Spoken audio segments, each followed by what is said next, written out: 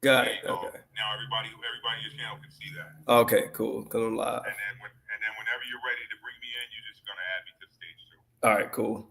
All right, man. All right, peace. All right.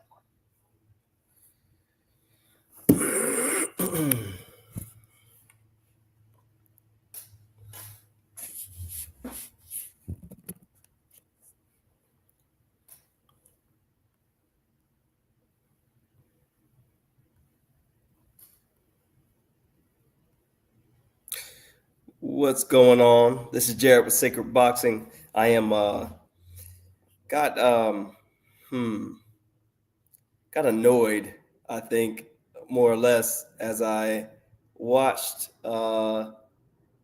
the reactions to this Jake Paul Tyson fight.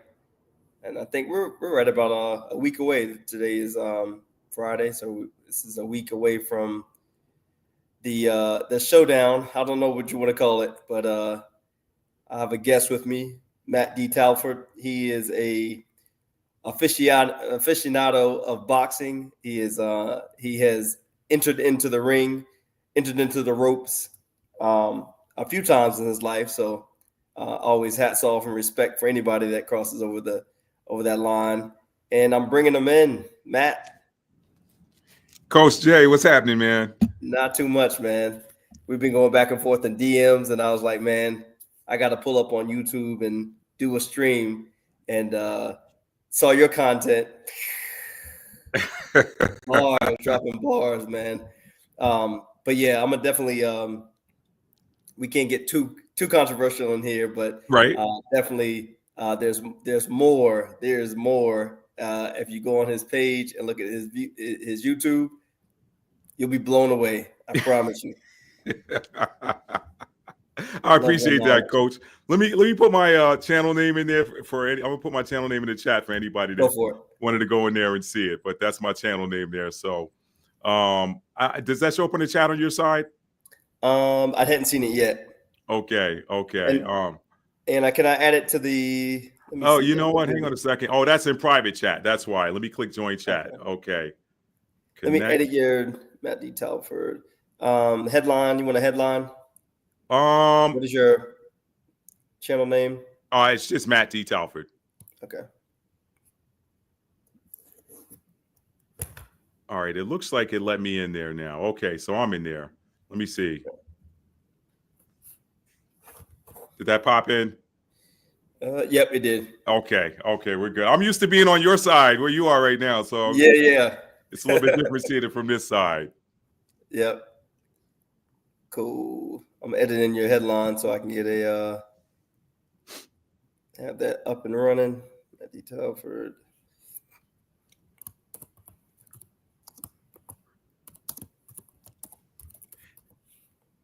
Now that comment showing up underneath there, was that automatic or did you do No, that? I did click on it. Oh, okay, I because clicked I on it was and trying to pulled it figure in. out. Okay, I was trying to figure out if there's a way to do it automatically because I typically have to click on them too when I'm hosting a live via StreamYard. Oh, So, yeah, yeah. for sure. But yeah, I think it's appropriate to at least see who's in the room. I think we got only one person right now, but if you log in and you jump onto this stream, I want to know what you guys think about what do you call it?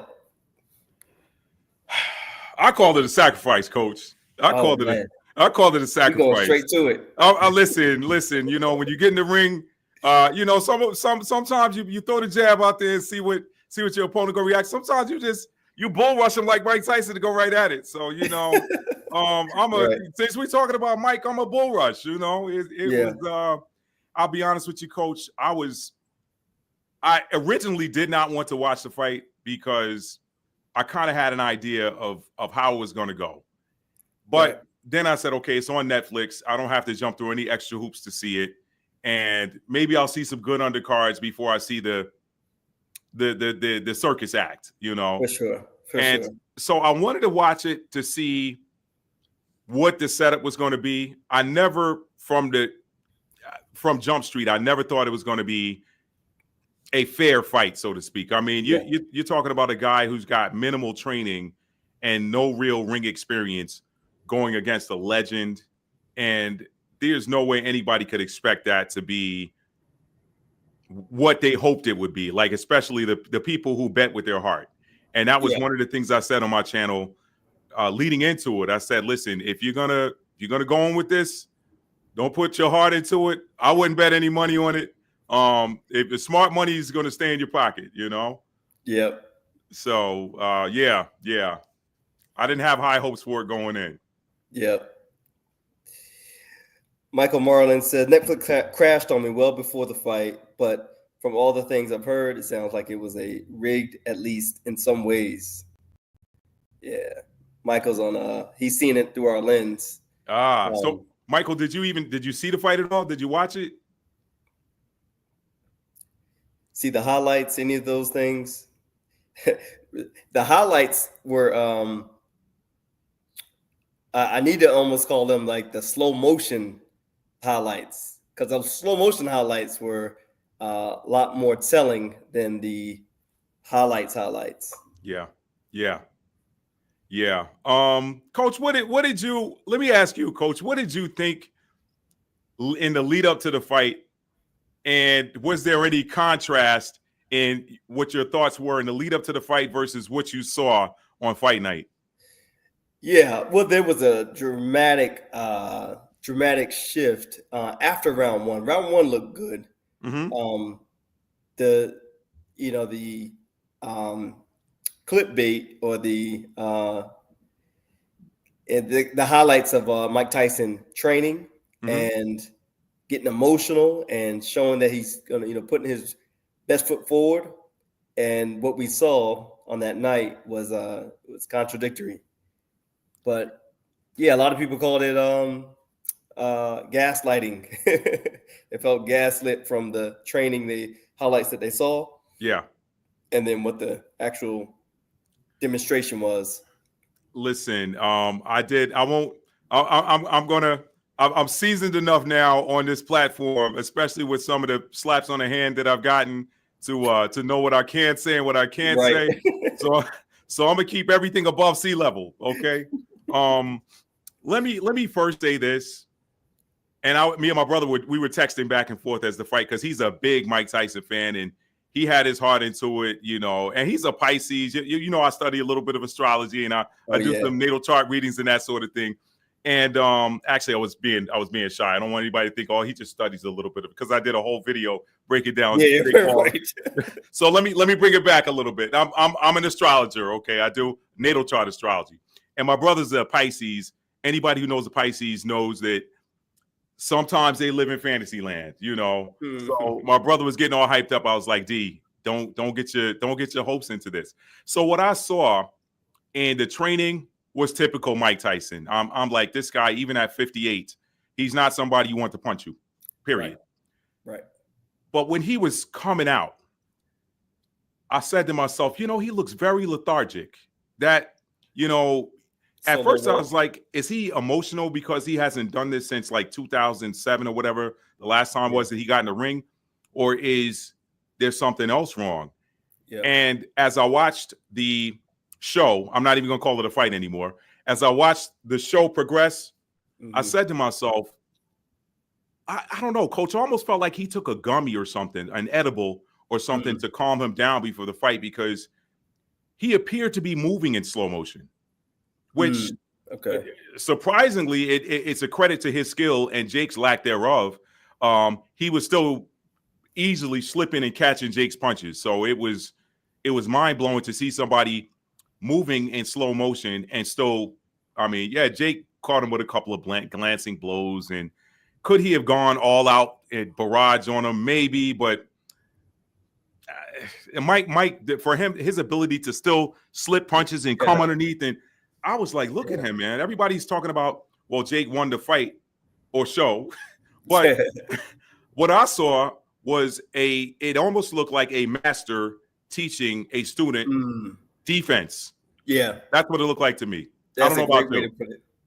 Yeah, that's a great way to put it. Yeah, the I even thinking about his exhibition with Roy Jones, we got to see to do different style effects. Like Roy Jones with his main talent was his speed Right. and his reaction timing. And Tyson, his we got to see how timeless his style was as it carried into his older years, and saw that again in that performance last week. That's a very good point. That's a very good point. And it's funny, you look at that fight he had with Jones 4 years ago, even though it was an exhibition, he looked like he held back a little bit against Roy. Like he could have dropped Roy. He really could have. Yeah. But it was nothing like that. What you saw against Roy Jones was what I would call typical of an exhibition bout. It looks like a little bit heavier sparring, not going all out, a little bit heavier sparring. But this Jake Paul fight, that wasn't even sparring. I mean, Coach, you're in there. You got the mitts on. You're working with people. What did that look like to you? How would you best describe that? Yeah.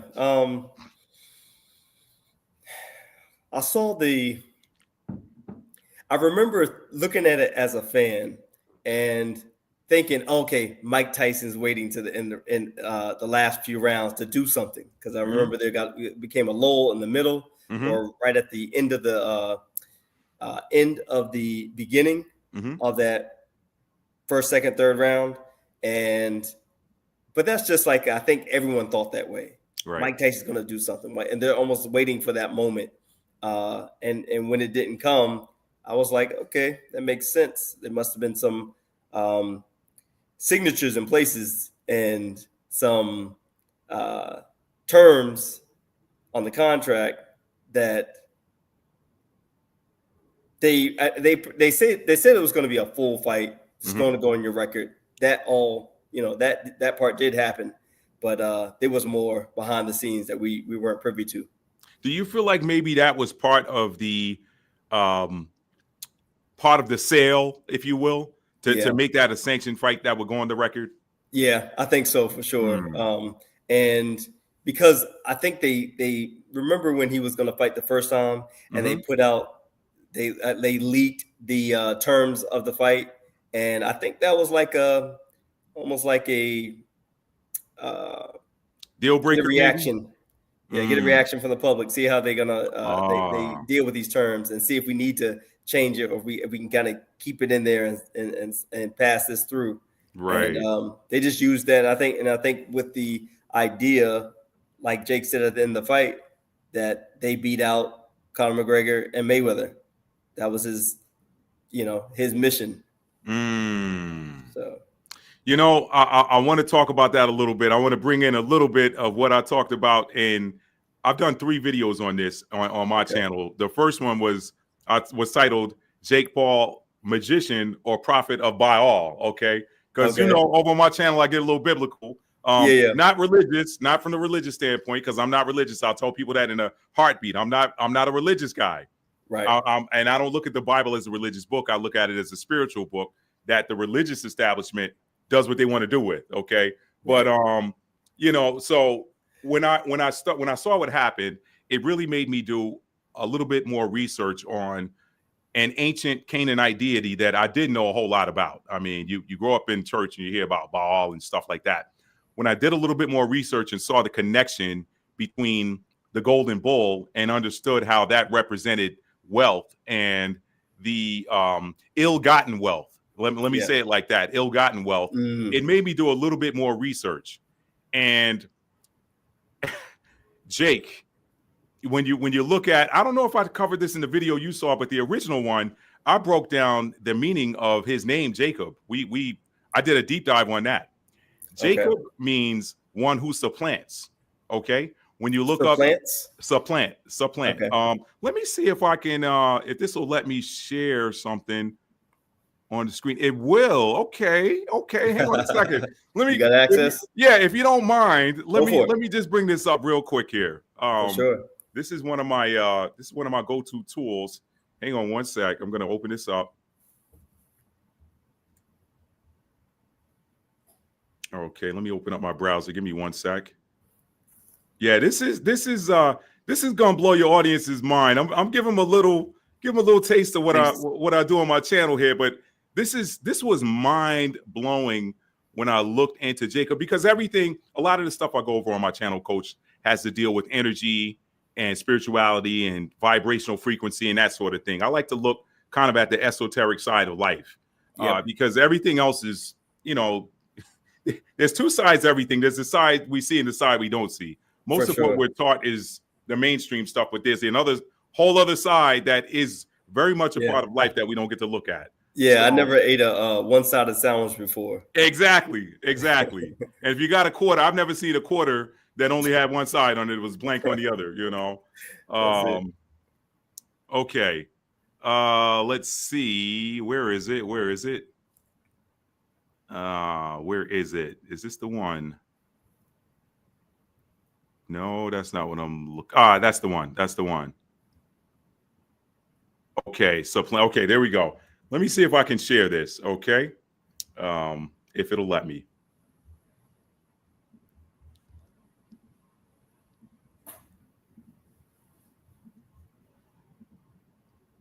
Okay, I don't know if we can see that on the screen or not. Let's see. Let me see. Oh, add to the stage. Yes, there we go. There we go. Okay, so if you look right here, Jacob, this is on the etymology. Yes, this is etomonline.com. I love this is one of my favorite resources. Let's skip down here to the second paragraph and go down to actually the first one. Okay. So Jacob literally means one that takes by the heel or a supplanter. Okay. Now, that's what the name Jacob means. When you look up supplant,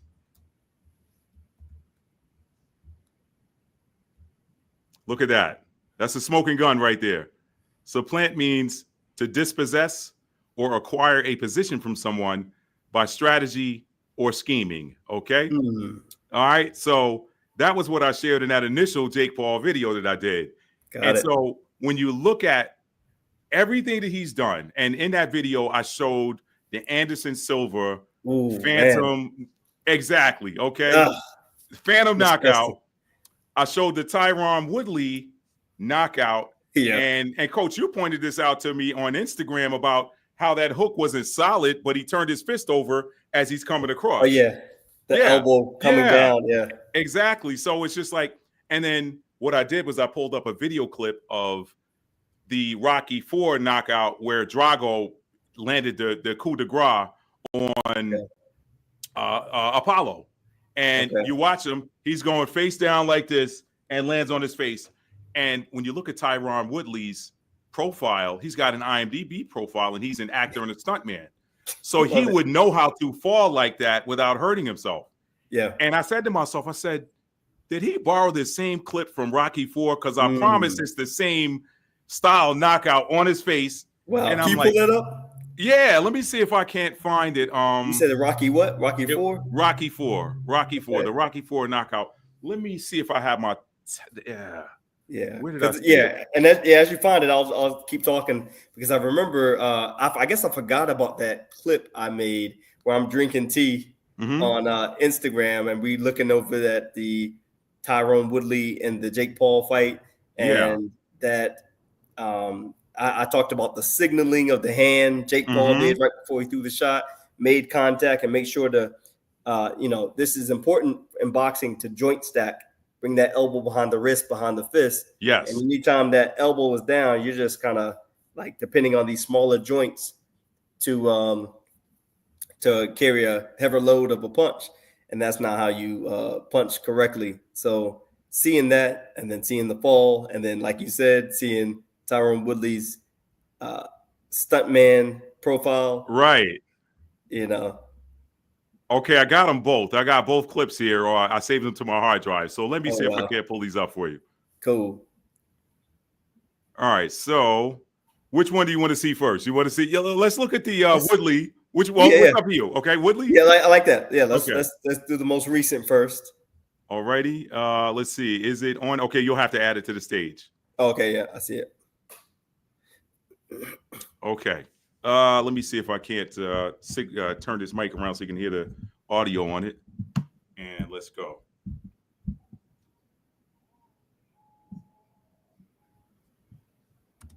Hang on, I don't think you're going to hear it because I got my headphones plugged in. Let's take them out, and it'll come through the speakers. Okay, here we go. I'm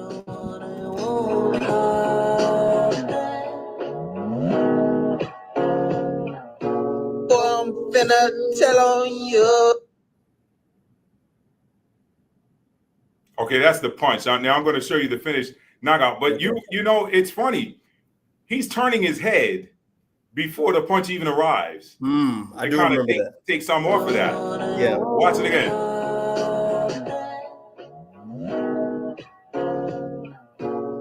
Oh yeah. So it wasn't even a clean flush punch. Okay. Now I'm going to show you the fall. Let's close this one. And let me bring up. I wonder how many times they practiced that head turn.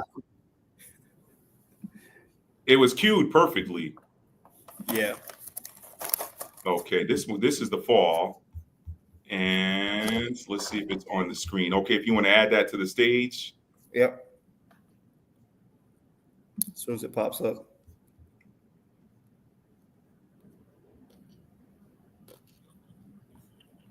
Oh, did I present it? Oh, I didn't. Okay, my bad. That was me.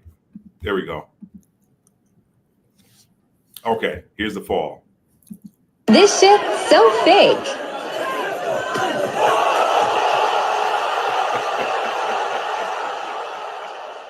Was the referee in on the script too? He came over there awfully quick. Yeah. Play that one more time. This shit's so fake.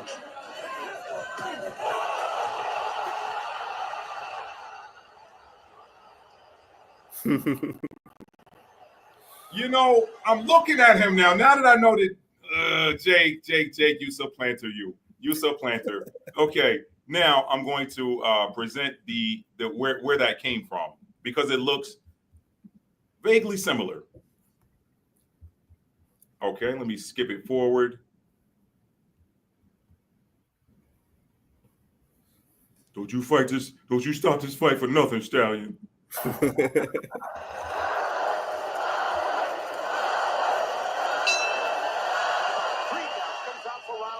Dancing around. The legs appear to be still a little lovely. Carl Weathers had better form than Jake Paul. And now it is the one there. The one that's trying to intimidate Creed. Right.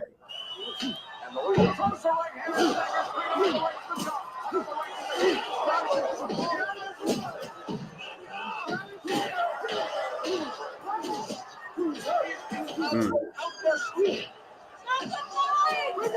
he tries to step in and he's thrown the punch going.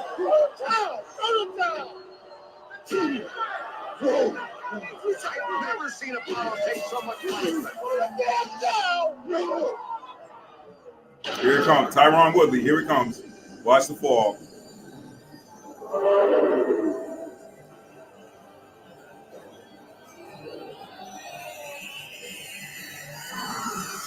Come on, Tyron. Come on. Who did it better? Who did it better? I think Woodley did it better. I think so. Oh man, I think Woodley did it better. Yeah. So you can see some parallels there. For sure. And what I tell people all the time is that whether you like it or not, we embody the energy of the name that we carry. So when you're dealing with somebody named Jacob, you know the name means one who supplants, and supplant means to obtain or acquire. What did that say? Let me look at it again. To dispossess, meaning you're taking something away from someone, or acquire by strategy or scheming. So you know what you're getting when he gets in the ring. Yep. You also know that he makes his money by putting on these so-called fights. Right. So you're never going to see him lose one, because if he loses one, then his mystique is gone. In that video, I talked about how magicians make their money. Magicians make their money because the audience never sees the trick. Right. But as soon as somebody exposes the trick, it's no longer magic. It's over. He's got to move to the next town. Yep. So Jake is never going to put himself into a WBA, a WBC, or an IBF ranking system because he wouldn't go very far. No. You know, there's some hungry kid. There's somebody 10 years his junior that will put him on his stomach. You know? Yeah. So that's what we got. That's it, man. I think that when I look at Jake and when you mentioned his fight with Anderson Silva, that was like, why, how, I've definitely felt that. It's like, he was almost like picking on these older fighters that needed a payday, and it's just sad. After I watched this fight, I thought, like, what if the boxing community could get together and do a crowd fund for Jake's next opponent and pay them not to fight? But we can't get together like that. That was just a fantasy. And Tyson was probably that last legend that we all had a heart for, Yeah. So I couldn't imagine who else would be on the chopping block per se to run that with Jake. So well, he the latest I saw is that he called out another UFC fighter. Was it Cormier? I think it's Cormier. He let me look it up really quick. I believe that was Dan Cormier. Did he? Cormier? Yeah. Does he do commentary? No, wait, that's not the one. He called out another legend. I just saw it on YouTube today. Jake Paul's next fight. Let's see. Already confirmed ahead of Mike Tyson clash. No, that can't be it. I don't know where I saw that, but he called out. I know Connor wanted him. He called out. It was a brother he called out. I can't remember who he is, but I wanted to say it was Cormier, but maybe it's not. It's somebody else. But here's the thing, and I'm gonna try to keep it. I'm gonna try to keep it 100, Coach. Here's the thing. When you look at, I'm just gonna say it. When you look at the entertainment industry, and we know that sports is entertainment, you see certain individuals sacrificing themselves. And again, I did this whole video sacrificing themselves on the altar of Baal. What does it look like to sacrifice yourself on the altar of Baal? When you know that Baal is the bull with the head of gold, the golden bull, and it is the ancient Canaanite deity of money and worldly pleasures. And not that there's anything wrong with money, not that there's anything wrong with pleasures. The whole low vibrational aspect of it is getting someone to do something that would be humiliating to them, that you get gain from, and giving them money in exchange. What you're getting is that energy. So Jake now, if you look at Mike Tyson, for example, Mike Tyson has a blemish on his record, a great champion blemished by a guy who's not a real fighter. Yeah, YouTuber. Yeah, a YouTuber. So, the great Mike Tyson lost to a YouTuber. That's never going to go away now. Yeah, and to your point, the pre-fight interview that Mike Tyson did, where he was I can't remember who he was speaking to, kissed him on the cheek, then turns around, and he had the groin protector on with no underwear, no shorts. And right when you said that, before we jumped on this live, I was like, that makes so much sense. Yeah, and think about it. They never, that camera guy, he did not have to go with a teleshot. He could have zoomed in. He could have zoomed in, kept it above. I've never seen that. I've been watching boxing my entire life, since the 70s. I've never seen them show somebody's butt, naked, uncovered butt, on a national televised broadcast like that. That's a humiliation ritual. So you get people to sacrifice themselves. And you can say, hey, he got sacrificed. The truth is, the way these things work is that people sacrifice themselves. All they do is make a suggestion to you, but you say, I could use that $20 million. I really don't want to do it. Will Smith. I was talking to my wife about this earlier. Will Smith, I never saw the movie. She told me about it. Thank God I never saw it. But 6 Degrees of Separation.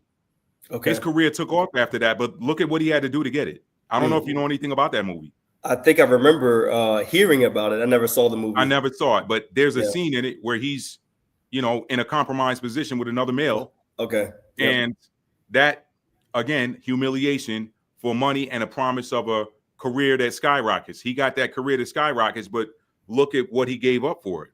Yeah. You know, and they've even interviewed him and interviewed his ex-wife. She said he wasn't the same person after that. So, you know, you do these things that, and it's almost like, it's like pimpology a little bit. You know, you find that girl who's low in her luck that needs money, and it's the same thing with the entertainment industry. You see these moguls, they get people to do certain things, and they promise them a certain amount of money or career, and they would any that you're offered to do that you would not do if there were no money attached to it, you should probably stay away from it. That's just my take on it. That's a perfect supreme level of advice right there. That's eloquently put. Thank you. That just helps put things in perspective to where your integrity stays intact by using, if you stick with that rule, right, and not just get dazzled by money or by fame or by streams and viewership. And a lot of it's a test too. I mean, I used to work in real estate, and when I was in real estate, I would coach some of the junior real estate agents, and they would come and talk to me about some of their bad deals and some of these clients that were giving them a headache. And it's like, well, I got this buyer and they just don't seem to want anything, and I've been driving them around, burning up gas for 4 months, and still not getting anywhere. But they say they want to buy something at this price point, and I always tell them, how long are you going to do this? Well, but they want to listen. You can let that go. You don't have to. Every person that ever took my advice to let it go, they had something better. 24 hours later, they got another client that called in, typically at a higher price point, and the client knew what they wanted, and they were under contract in no time. So I think there's a lesson there across the board. A lot of times we're being tested by the universe. If you turn away from the temptation, then the very thing that you need, that need gets satisfied in a high vibrational way as soon as you say no to this other thing. I've never seen that fail. I've never seen it fail. That's a good one.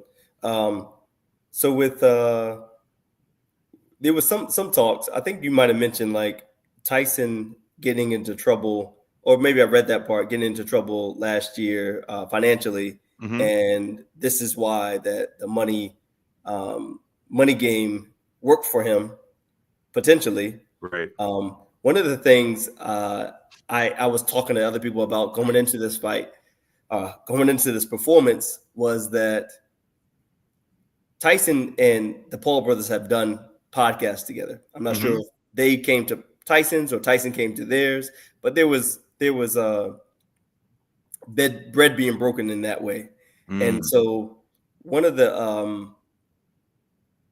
things, you know, that could have been easily a way to start a conversation around what took place last week. One of the most sickening feelings I had was at the end of the fight when Tyson, not only did he say, I might do it again, I might fight Logan, Jake's brother, and Logan's response, I'll kick your I'll kill you, is what he said. Yeah. That's what he said. I'll kill you. I'm thinking like, bro, like you could at least like look at him like Unc.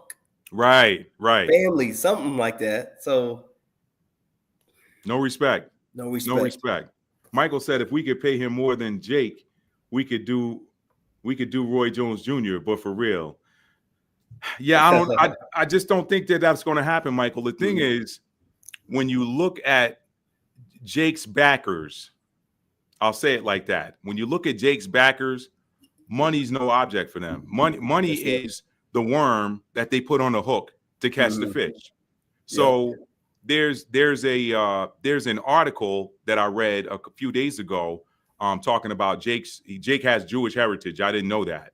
But this article was published by the Times of Israel, and there was a caption there that said Fist of Jewelry instead of Fist of Fury. It was a play on Bruce Lee's movie Fist of Fury. And so this guy is being celebrated half a world away as a giant slayer. And this is the type of embarrassment now that Mike has on, you know, and I'm like, sometimes we don't think about, and I saw him in YouTube. He was talking to a young girl, asked him about legacy. Legacy. He apparently doesn't care about legacy, but I'm like, your children, you know, your kids like, yeah, man, your dad got beat up by Jake Paul. I couldn't do that to my kids, Yeah, coach. yeah. You know, I couldn't do it to my kids.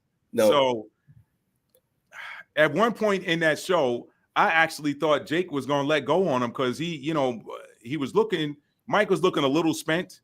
And again, you cannot convince me that he perhaps didn't take a calming substance before he went in the ring. And sometimes the commentators play into it, and you hear Roy Jones and I'm telling you, leg don't look right, man. Mike leg don't look good. Something wrong with the leg. I'm like, you playing into it. Yeah, something's gonna be wrong with your leg. Have you ever taken a CD gummy? If you did, your legs wouldn't be there either. You ever had 2 glasses of wine? You ain't got any legs after that. So I don't think it had anything to. You can't go from training and looking the way he did in training camp to all of a sudden not having any legs. Coach, tell me. I don't know. No, accurate. I mean, it's for the person that hasn't done it before. Yeah, there's a higher level of energy that comes into play. But he didn't look like he skipped a beat at age 54 when he did the exhibition with Roy Jones. Right. And I understand injury. I understand the body, anatomy, physiology. I understand age and all these things. But Tyson hasn't stopped training. Right. He does it for his mental. Right. So he's still moving. He's still active. We will see him on the next Instagram clip getting to work. Yeah. Well, let me spin the block and come back around to Jake real quick. Let me do this because this is something I talked about on my video too. When you talk about rituals and sacrifices, a lot of people look at numerology and gematria and stuff. I don't get that deep into it. I don't do the whole gematria thing like that. I've seen a few of those videos and I'm like, no disrespect to those guys that do it, but I never want to go that deep into it. That's too much. Like, I don't even want to be looking at numbers like that. We do know that numbers is the universal language. I don't care where you go on the planet. You may not speak the local language, but if you write a number down, they know what you're looking at. So numbers is the universe runs on numbers. Okay. Numeric frequency, everything is about numbers. Yeah. So that being said, when you understand that numbers hold certain energies too, it is advantageous to do certain things on certain days. In the case of the Mike Tyson, Jake Paul show, it was done on 11/15 of 2024. Now, when you do a numerological reduction of 2024, you have 2 + 2 + 4, which equals 8. Take that and file it to the side. Now, when you look at 11 and 15, you do a 1 + 1 for the 11, that's 2, plus 1 for the 15, that's 3, plus 5, that's 8 again. So you got double H there underneath a full moon in Taurus. Taurus is the ruler of the second house. It's all about money, material possessions, acquisitions. That is the energy of Taurus. The full moon is like full energy, like you can't get any more light in the moon. So that is why a lot of people do certain rituals during the full moon. It's well known around the world. Yeah. So you have a bull in Mike Tyson that you are sacrificing under the sign of the bull, under the full moon, under the sign of the bull. And 8, when you look at 8 energy, 8 is the number of abundance. It's the number of manifestation. But here's where I think Jake messed up. 8 is also the number of karma. And anybody that's been watching what's going on this year, this is an 8 year, 2024 is an 8 year. So we're still under the energy of that 8 influence. Yeah. Jake did all of this, but he in effect got instant karma because now everybody's looking at him. And now everybody knows when you watch a Jake Paul fight, you're not watching a fight. He's not fighting. The one real fight he had, he lost. That was Tommy Fury. Right. And Tommy Fury he's not high up on anybody's ranking system either. So he's a brother of Tyson, but Tommy was just like, yeah, you can get this work. I don't even know why that was a split decision. I thought it could have been unanimous, to be honest with you. But Tommy Fury's like, you can't pay me enough to lose to you. So he's like, he lost the real fight. I mean, to me, he lost that fight, though he was given a split. Well, he did lose that fight. I'm sorry. I'm thinking about Tommy. Tommy won that. Jake lost it. But that's the one real fight he lost. But you look at a pattern to who he's calling into the ring, there is a certain pattern to who he calls when he wants the big money. There's a certain pattern to it, demographically speaking. So he's calling certain people and certain, and so let me spin back around to this 8 thing. They did many people called it a ritual. It was done under the full moon in Taurus. Taurus is the sign of the bull, but it's also the energy of the ancient Canaanite deity Baal, which is the god or goddess, depending on how you look at it, of money and worldly pleasures.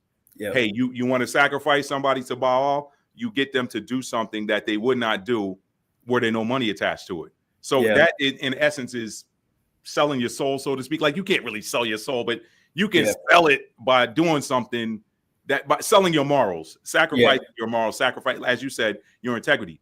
But again, that 8 is a number of abundance. That was double 8. So they were like, hey, we're going to get double abundance. We're going to sacrifice the bull, because Mike Tyson, you could look at as a bull in the china cabinet, right?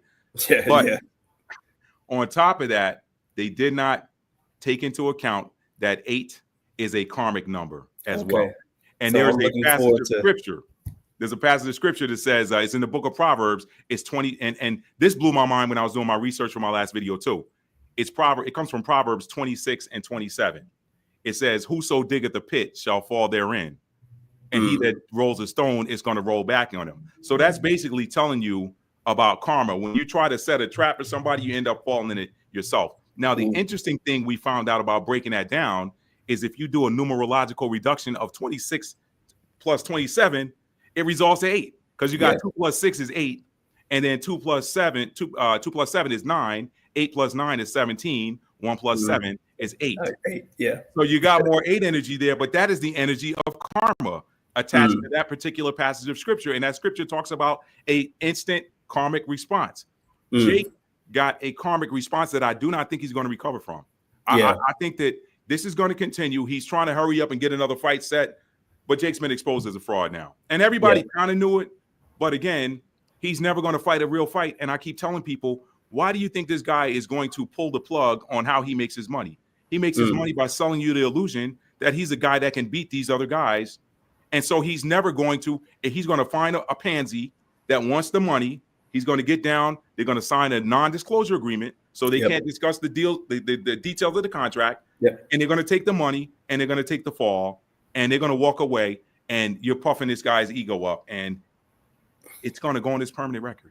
Yeah, that was crazy, that link you sent me where you talked about Jake almost giving way to a potential lawsuit based off of how he reacted and words he said, and how a lawyer from Texas, was it, or New York? New York, I think it was. Yeah, New York wrote an article about not being surprised if there was a class action lawsuit around the people who lost money betting on this performance. For the Paul and Tyson fight. Allegedly, there's a script for that fight that got leaked to Twitter or X now. Okay, and I was looking for that video. I didn't know who the guy was, but he said he received a contract from Jake Paul, and all the terms were indicative of Jake winning, and he just alluded to that. I'm gonna have to go back and try to find that clip. It was on Instagram, but it was another high-profile person that received notice that Jake was interested in that matchup.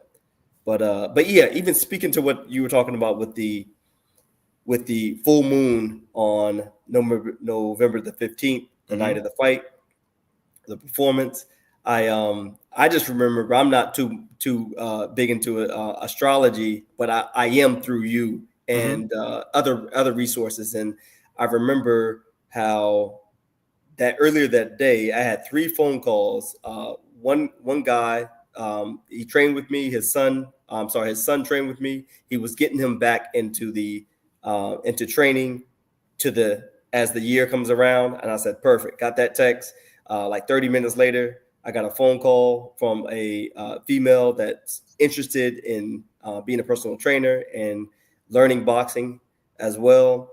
And had a third Facebook message DM of a guy looking to potentially go pro. Wow. That's the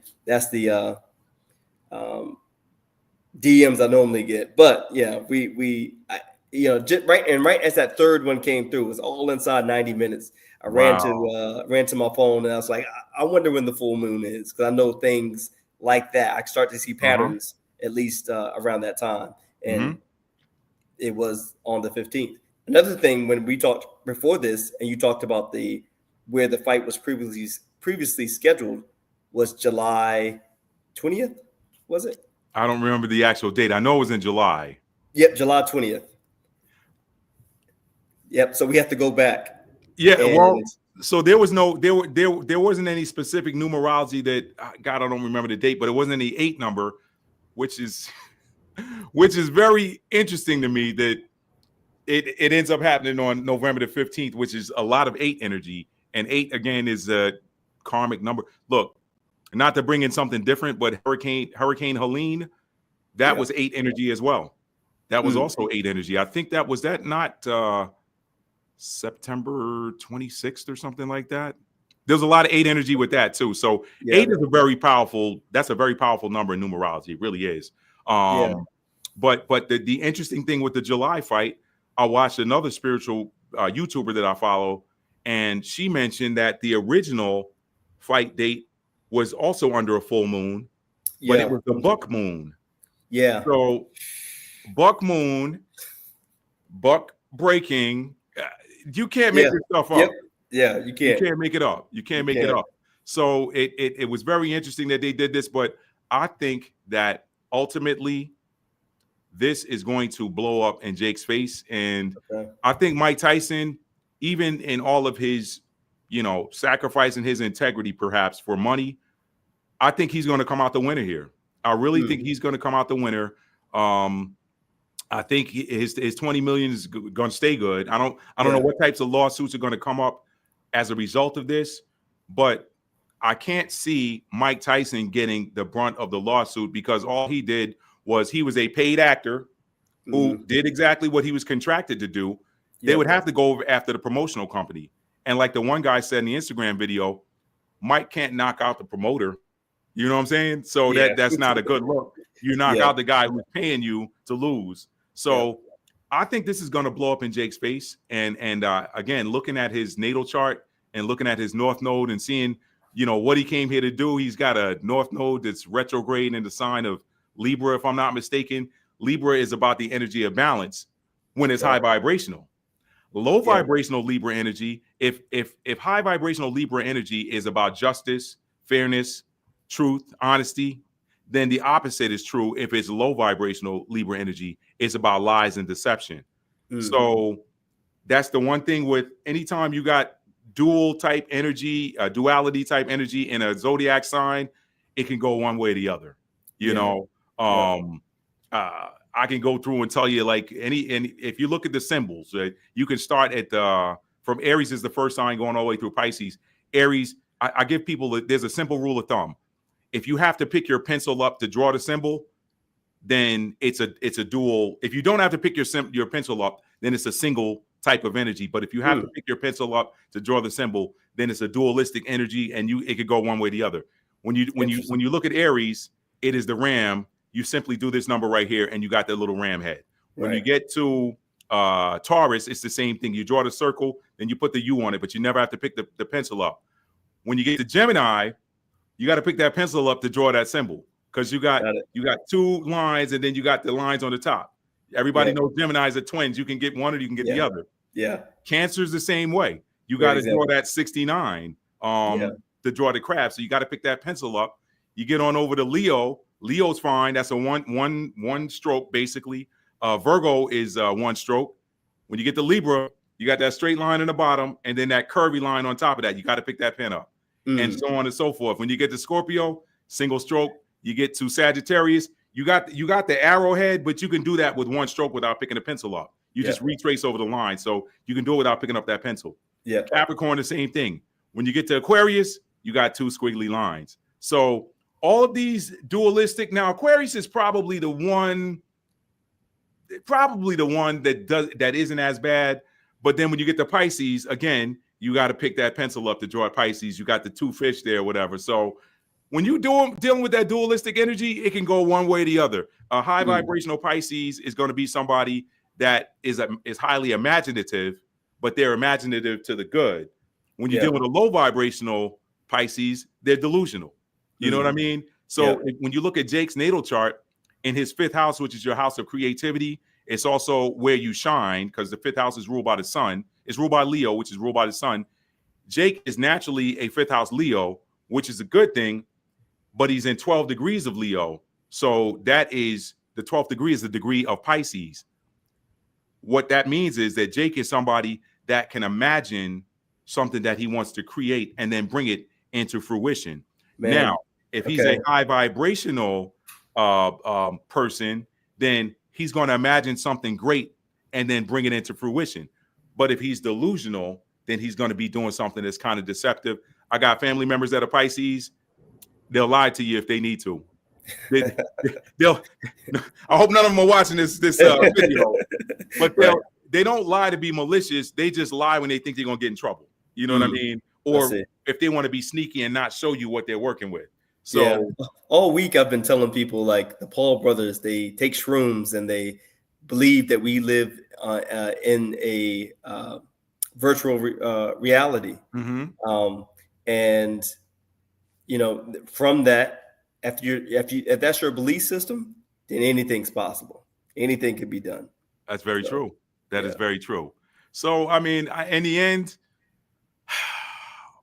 I don't know what's next for Jake. Again, he's trying to set up his next fights, but for him to announce a new fight or a new fighter already at just less than a week after the last fight, that to me tells me that he's in this hurried energy where people are starting to catch on to him. So he's trying to make a little bit more money before the show is over. Oh, yeah. That is another typical indication of somebody who's a little bit crooked or unscrupulous. Now he's in this hurried energy. I think it's catching up with him. I think he picked the wrong one with Mike Tyson because people the world over have an emotional attachment to Mike Tyson. For sure. Because he's a good Mike Tyson. You can say what you want about him. If I got to put my money down on one or the other, I'm saying Mike's a good guy. He loves his family. He loves his kids. They exploited the heck out of him. They didn't have to show his butt on the camera like that. He's in there biting his glove. It was not a good look. It was not a good look. And he's pulling punches.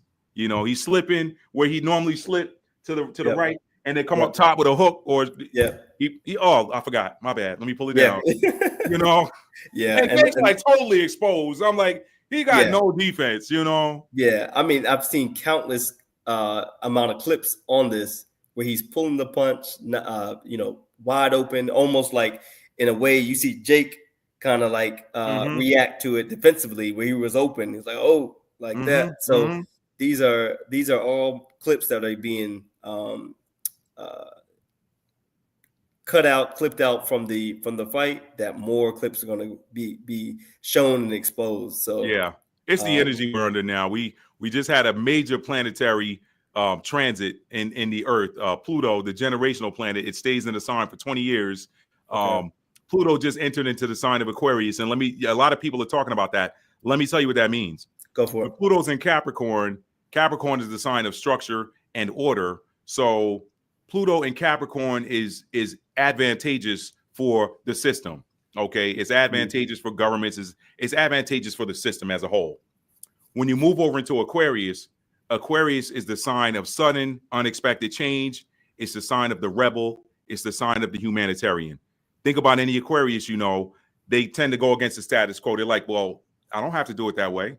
Aquarius is the sign of humanitarian. So any structure that is not good for humanity or not good for the greater collective, it's got to go. Pluto is the sign of the destroyer. It doesn't destroy to just destroy. It only destroys what doesn't work, and then it replaces it with something else.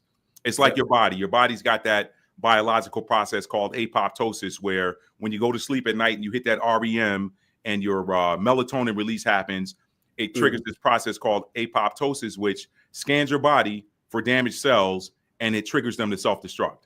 It doesn't tell healthy cells to self-destruct, only the damaged cells. Pluto does the same thing in the cosmos. And so things that happen cosmically affect life on Earth. That's why those cosmic bodies are there. So Yeah. with Pluto being the destroyer and the replacer entering into the sign of Aquarius, anything that is not good for humanity has got to go. Deception is not good for humanity. So we're under that energy now, and I think that I think the show's over for Paul. I honestly think the show's over. There's too many things happening. He picked the wrong night, and as much as he thought he had an auspicious night because of that 8 energy, what he and his handlers forgot is that 8 is also the number of karma, and karma is instant right now. It's scary how instant karma is. Like if you it ain't nothing to play with right now, Coach. I'm saying it happened. Karma is nothing to play with right now. He ain't waiting on nobody. Like you can literally do something to somebody today and get your payback tomorrow. You know, it's that instant. It's that instant. I'm definitely going to keep that in mind as my in my daily travels. Throughout the weekend, all that. But just if whoever's listening out here, if you ever want to dabble into, if you're not into it and want to dabble into astrology, get a reading, this is the guy to go to. It was about 3 years ago. We're talking about boxing, where he goes off and starts telling me about a celebrity. And I'm not going to get all into our personal business, but he names at least 3 or 4 things that happened to this celebrity. And he didn't know that he was telling me about my current situation. My mom was blown, and I was like, man, and every time I listen to him talk and break things down and put pieces together, even if you're not privy to astrology and the way he sees it, he brings it down to your level, and you become interested. I appreciate that. Fantastic information. Thank you. I appreciate that. Yeah. I love it. I feel like it's what I was born to do. You go your whole life, you follow the system, go to school, get a good job, and and then something happens, and what you really came here to do finds you. And it ignites a passion in you, and you get excited about it. And I was so excited to look at Jake Paul's natal chart, because I tell people this all the time. Everything in life that we purchase or anything that we get involved with tends to come with an instruction manual. Why would we be the only thing in creation that doesn't have an instruction manual? We actually do. It's your natal chart. It's found in the stars, and it's your personal numerology. It is mind blowing when you look at how who you are showed up on the day you were born. The whole snapshot, like who you are for your entire life, is there in your natal chart on the day you were born. So when I look, the thing I say this all the time too, knowing your own natal chart gives you a higher knowledge of self. When you understand that you were built uniquely and for a purpose, then it makes you look at everybody else through a unique lens. And you're like, you know what? One thing natal chart astrology does is it makes you less judgmental, because you're like, you know what? I don't like that person, but they were created for whatever they were created for. And when I looked at Jake's natal chart, I don't like him anymore. Let me say that. But I can respect that he was created a specific way. And I saw something in his natal chart that I've never seen, and that was a retrograde in his north node. I've never seen a north node retrograde in someone's natal chart. They happen. A retrograde is when when the planet or the body moves backwards. Like we got a Mercury retrograde coming up. Retrogrades are simply course corrections. That's what I tell people. They're like, why is that planet moving backwards? Well, because it's a course correction. These planets move in sync throughout the cosmos. And sometimes when you got planets like that moving and they're all energy, some of them will go off. So it's like, okay, it's out of sync now. You bring it back, and then it moves back in sync like it. That's all a retrograde is. It's a course correction. So we have course corrections in our lives. Jake, obviously, looking at his natal chart, he did something wrong in a previous lifetime, and he's back here to repeat that so that he can get it right. Yeah. Is he getting it right?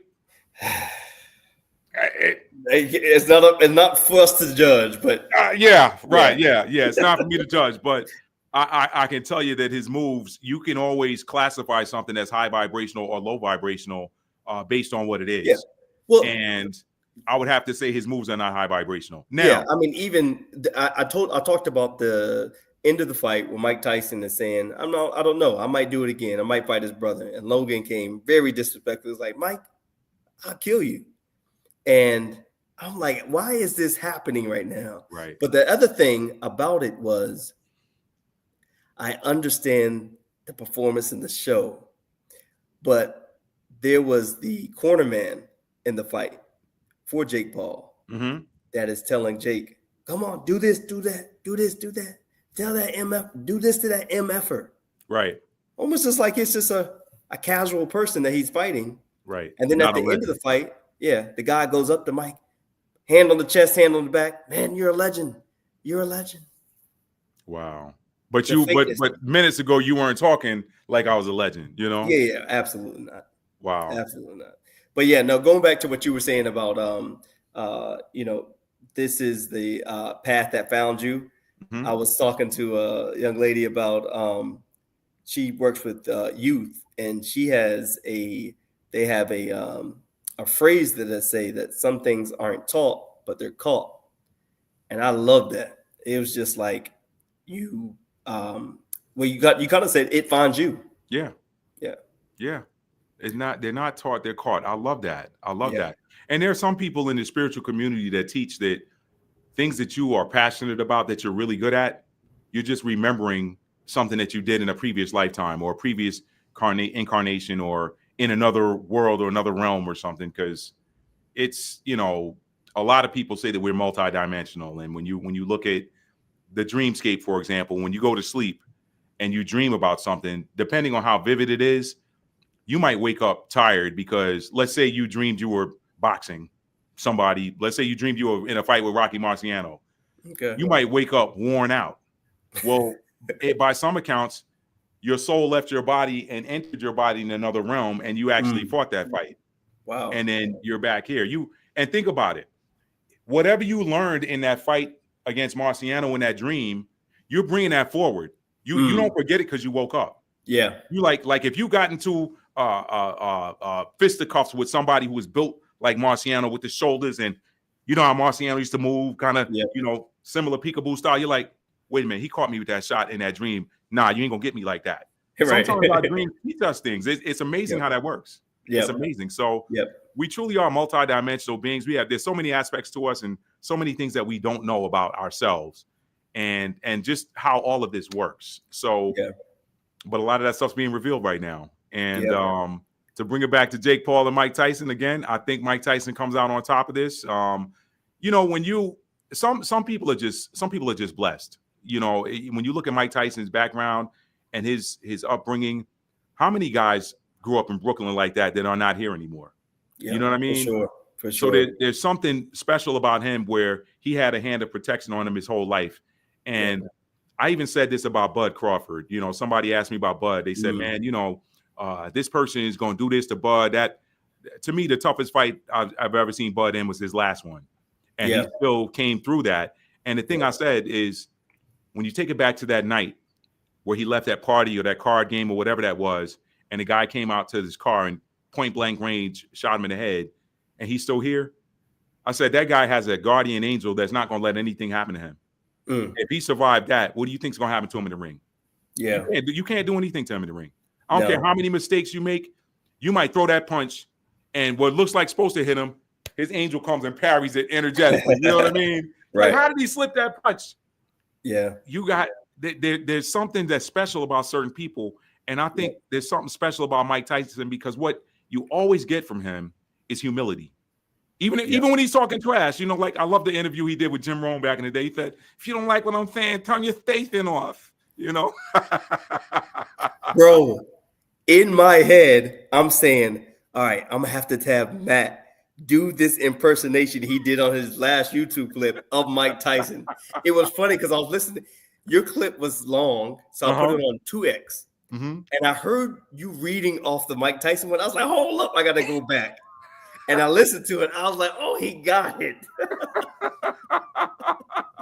And I was going to ask you to, in my head, I was like, Raj, right before you did it, I was like, oh, I'm going to have to ask him maybe in closing. It's a great time to ask. And here you go. right there. Listen. I don't know what's gonna happen after the Jake Paul fight. I just know I got a lot of bills I got to pay. I just had to pay the money or something. I took the money. I don't, you know what I'm saying? Jake's a nice guy and everything like that, but I signed a non-disclosure agreement, so I can't tell you that he made me sign a piece of paperwork that said I wasn't gonna knock his head off. The freestyle, fire. Appreciate it, Coach. Man. So I guess you may have heard about the biopic. Did you hear about that? The biopic Which one? For Christy Martin? I haven't heard about it. Okay, so there was a biopic that was filmed in Concord and Gastonia. And right when I heard about it, I sent in like a audition tape. It was like they send an email. My coach sent me the email, like 3 lines. Just read it, say what part you want. And I could have done the fighter, but I chose to do the quarterman because I'm transitioning. I need to top identifying myself as a fighter because I don't need any more hits to my brain. So I really embodied like being the cornerman. I'm making this transition. I did the audition tape, didn't hear anything back for about 2 weeks. And then my coach hits me up and says, hey, they're looking for some people. It's almost like a revolving door. Some people are coming in, they can't come back, and they're just using people up kind of thing. And I decided to email them back based off of what my coach was telling me. I emailed them back, didn't hear nothing for another week. I'm like, all right, I'm good. I'm going to relax on this. And then after I did that, a lady inboxes me and said, hey, we're shooting in Concord. Can you show up on tomorrow? Wow. And I was like, oh, that's too early. I can't do that. And, and really being more like not desperate, right? In that desperate energy, I was like, yeah, that'll make sense. I can't do that. And then I had another lady, this is what I guess the 4th interaction was, a lady inboxing me on Messenger saying, hey, saw your profile, see you're connected in the boxing community. We have this thing. If you can come by, make it out. And actually planned it out for that following Monday. So I made it happen. I guess I can't tell too much about the behind the scenes, but there's a scene that I was in where it's at the MGM and Christy Martin's on the undercard as she's getting she's getting introduced to the public. But they got a guy that was playing Mike Tyson. They had Don King, guy playing Don King. And the scene was set. We enter into the room, and I'm like, I selected to be a cornerman, but the scene had more fighters in it because it was like the fight panel, the table, the press conference. Mm-hmm. And so then I had a guy behind me. He was from Dime, and he was saying that he didn't see a name tag of where he could go to be in this scene. And I was like, man, I don't know. Like the producer or the director is going to put you where they need you. Right. He's like, oh, okay. And he tapped me again, asked me another question. He's like, oh, man, I'm sorry. He's like, man, come on. I'm good. We're just sitting here. You can ask me all the questions you want. And he asked me another question about that same type of like importance. And I said, man, years ago, I was an extra on a Cinemax show that they were shot in Noda at Ultimate Gym. And I said, it was funny because I went in there and it was cool, whole bunch of fighters from all around the city. I had new shoes on, and this is an old, dirty warehouse. In this certain scene, the director told the assistant to get the boxers to like skip rope or do some type of footwork drill, and I didn't want to mess up my shoes. So the director, without hesitation, looked at the assistant and said, oh, he don't want to. Okay, I understand. No worries. We have a scene that he's going to be in the back of the warehouse like he just got finished working out. He'll have his bag right under his arm, and he'll be waiting for his ride. The door is going to swing open, and he's going to be the guy that's on the bench waiting for his ride for that scene. The first 5 minutes I'm outside on that scene, I'm like, all right, this is kind of cool. 20 minutes go by. 30 minutes go by. Got me. Gotcha. Yeah. I needed to shut the F up. He needed to get me out the scene because I thought I was needed to be seen in this clip. Mm-hmm. And I told the young guy that while I was tapping him on my shoulder. He's like, oh, I'm gonna be quiet. Yeah. Within the next 5 seconds, the guy, he asked me, oh, what's your weight? I tell him my weight. He said, oh, come up here. I'm gonna put you over here and then there. And then another fighter walks in. He's like, okay, for this scene, I'm gonna put this fighter here and I'm gonna move you right next to Mike Tyson. So the whole scene is like I'm like one of the major shots. Don't have a speaking part at all, nothing like that. But I'm right by the podium, and it was kind of cool how that kind of transpired from the lesson I learned in the past, and what I needed to learn for the moment I was in, and what I needed to explain to him. Share with him, yeah. We are all just passing through. Yep. I'll tell you what I do like about that story. What I love about that story, it builds off what I was saying before, that I would, how I would coach these younger real estate agents on, listen, if something doesn't work for you, be willing to let it go, because there's always something better right around the corner. And on two occasions, you were like, you weren't willing to sacrifice yourself. And you said, look, this doesn't work for me. So I got to let this one go. The next one, this doesn't work for me. I got to let that one go. Then comes a long one. Yeah, I can do that. And look at what you ended up getting. You're in a major scene. So that, again, that speaks to exactly what we were talking about here tonight.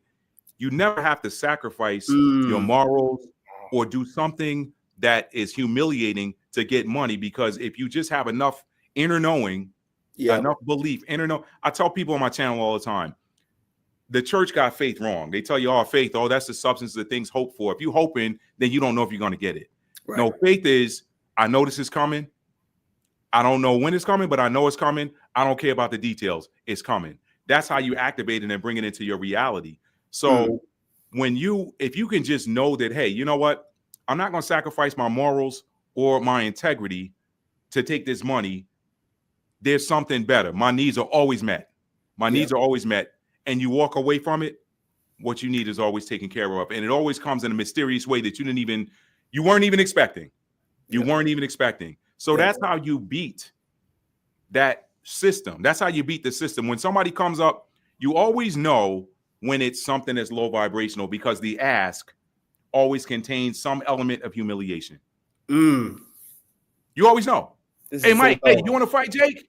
Yeah, listen, I love to fight Jake. I mean, I don't want to hurt him or anything like that. I love to fight him. Okay, well, it's kind of not going to be a fight, Mike. What? Well, Mike, we're going to pay you $20 million. I really do have some bills I got to pay. Okay, I'll do. You know what I mean? Again, I think Mike is taken care of. I feel like the universe loves Mike. Mike's been through a lot in his life. One of the realest interviews I ever saw from him was when he was in prison, and Ed Bradley interviewed him about the Desiree Washington thing. And he was just so humble and so sincere. He said, I really just wish that I had taken her. I walked her to the car. He said, when she left the room, she asked me to walk her to the car. And I was like, no, get the F out of here. I gotta fight tomorrow. I got to get up and train. It's late as 4 o'clock in the morning. He said, I think I broke her heart, and she punished me for it. He said, Ed, I wish I had just taken her to the car, So, I remember real quick. I remember when he was like doing the interview with Robin Givens, and he was saying everything she was saying was a lie, but he just didn't speak up. Right. He was just like, right.